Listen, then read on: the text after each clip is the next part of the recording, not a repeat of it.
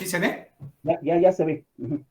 Muy bien. Bueno, pues voy a hablar de la evolución, voy a hablar de la evolución de los códigos a lo largo de la historia sísmica. Y voy a empezar comentando que los sismos son los que realmente han definido las etapas de la manera en que nosotros diseñamos y los criterios que utilizamos para construir estructuras. Los sismos nos definen las etapas de la historia. ¿Por qué? Pues porque los sismos son un gran laboratorio. Cada vez que ocurre un sismo destructivo, pues tenemos un enorme laboratorio donde podemos ver a las estructuras sin necesidad de escala, sin necesidad de hacer hipótesis, sin necesidad de hacer nada, sino tal cual se presentan en la realidad.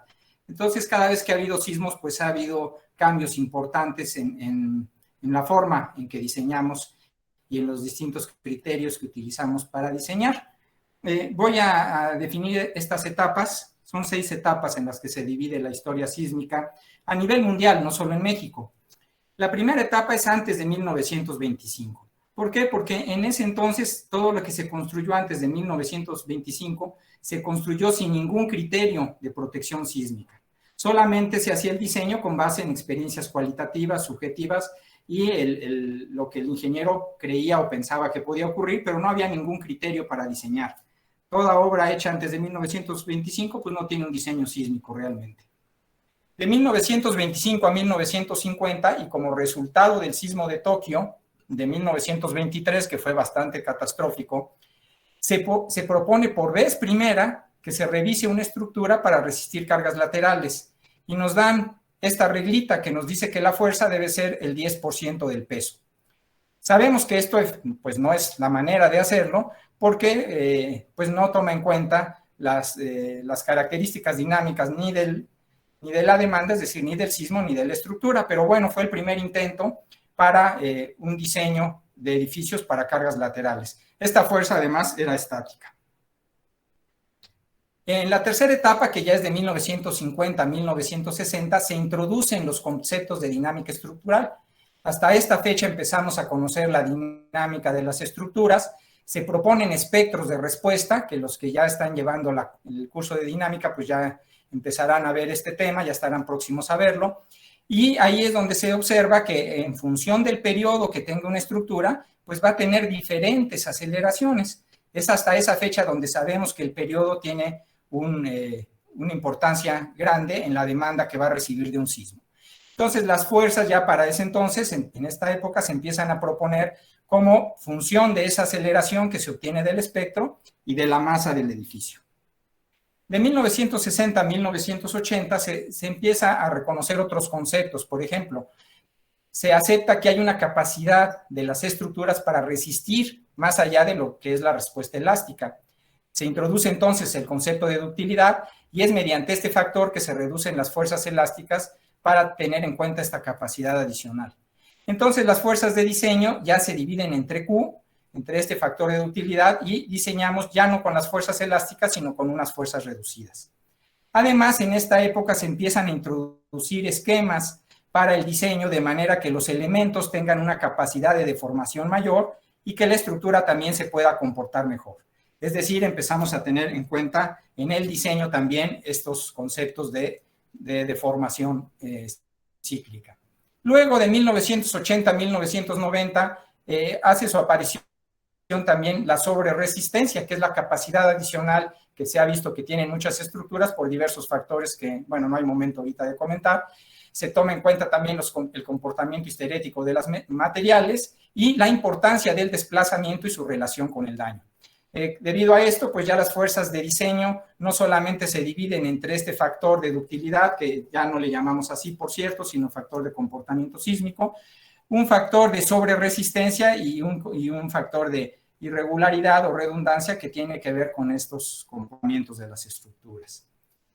Y finalmente, la última etapa es de 1990 a la fecha, donde ya se habla de un diseño por desempeño, de un diseño basado en desplazamientos, se introducen conceptos como el de sustentabilidad, el diseño por energía, la resiliencia. Todo eso lo voy a tratar de resumir en este pequeño párrafo, donde dice que todo esto ahora pretende que un sistema tenga un desempeño adecuado para distintos niveles de intensidad sísmica. no solamente como se hacía antes, que era revisar la resistencia del sistema únicamente. Y este nuevo sistema de diseño se trata de hacer de manera sustentable y con los menores tiempos de recuperación. Básicamente a esto se refiere estos nuevos conceptos de diseño. Y entrando a las normas mexicanas, pues en 1942 aparece el primer código que habla de sismos. Y es resultado del sismo de magnitud 7.7 que ocurrió en 1941.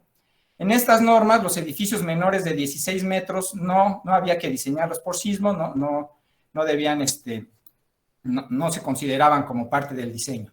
Aquí estoy presentando ese código. Vean ustedes lo que está marcado con rojo. Es el reglamento por sismo. Esto es todo lo que decía.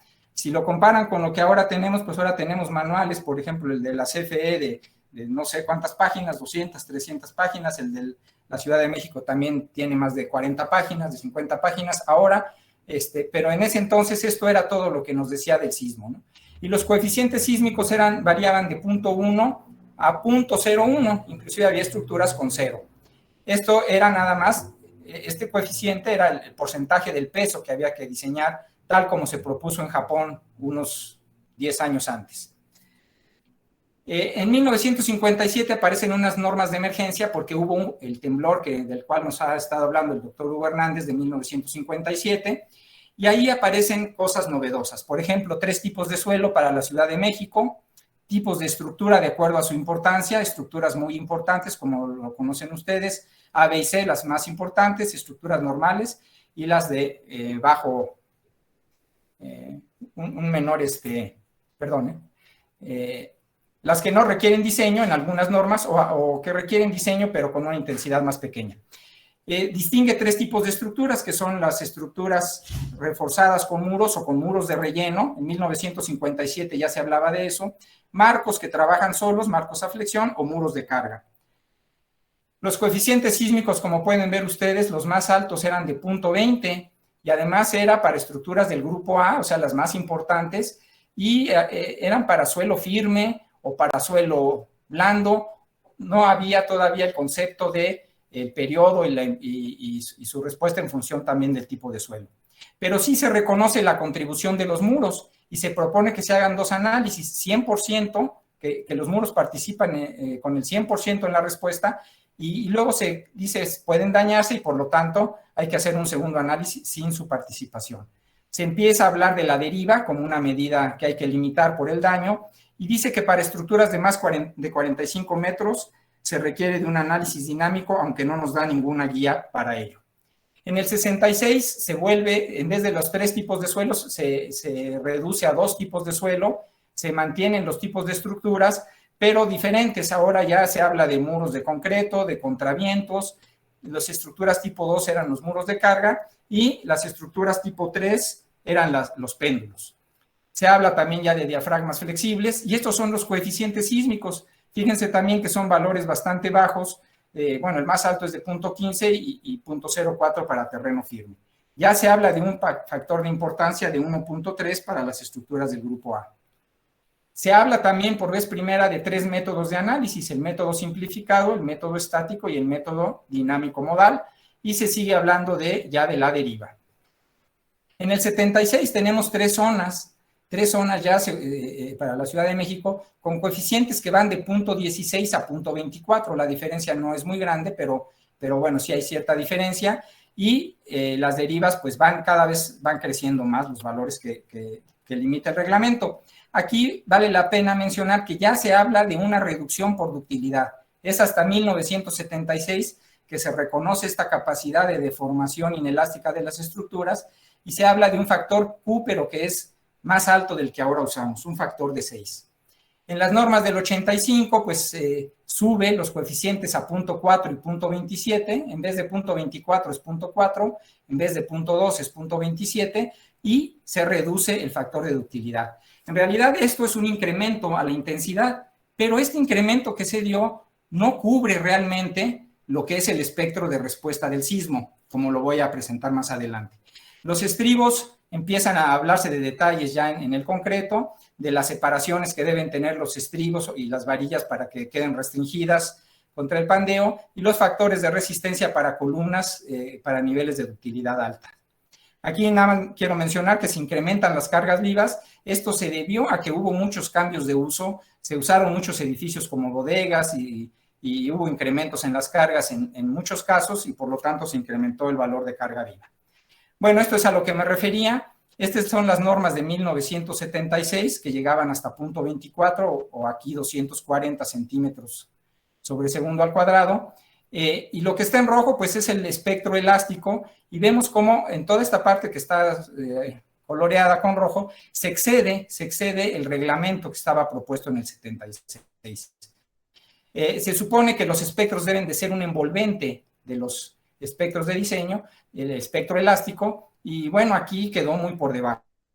Entonces, pues lo primero es que muchos pensaron debe cubrirse con un espectro elástico todo esto. Sin embargo, bueno, eso llevó a que la gente, pues obviamente no iba a querer diseñar para 1G, cuando estaban acostumbrados a diseñar para 0.24 de la gravedad, no querían subirle a 1G. Bueno, nadie decía, es que no podemos diseñar así, va a salir muy caro, es imposible. Y entonces, bueno, de alguna manera se decidió tomar un coeficiente de 0.4 que envolvía, pues por un lado, la capacidad adicional que tienen las estructuras, la sobreresistencia, pero no se hizo de una manera muy clara, de manera que quedó ahí un poco oscuro y quedó una reducción en los espectros.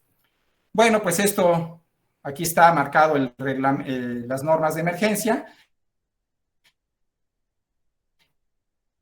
que subieron el coeficiente, pero siguió estando fuera o por debajo de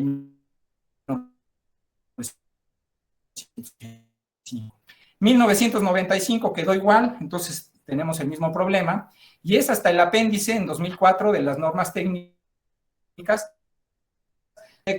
por el nuevo espectro elástico, y este es el espectro